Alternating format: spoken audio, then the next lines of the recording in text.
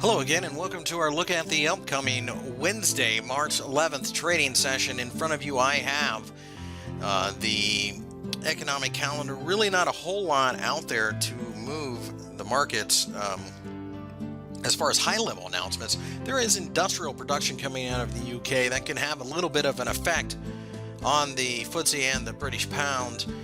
There's a New Zealand interest rate decision, but really that's going to have very little in the way of effect on the markets on the whole, as the Kiwi dollar is such a minor currency. Looking at the S&P 500, you can see that we have fallen on Tuesday and have dug in a little bit below the support level. At this point in time, there's far too much noise, though. We could go as low as 2,000, but quite frankly, we aren't willing to risk it. We're just going to sit on the sidelines and wait for a supportive candle in order to start buying calls. Right now, obviously, we do not have that. Gold markets drifted a little slower during the session, testing the 1160 level. Got a little bit of a bounce towards the later part of the day. Really, though, not a lot to do yet. 1140 looms large as support, so we got to see what happens then. It certainly looks broken down at this point.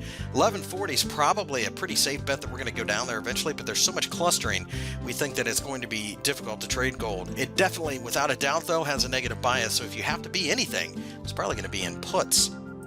And finally, during the session here, you can see that the FTSE's just fallen apart.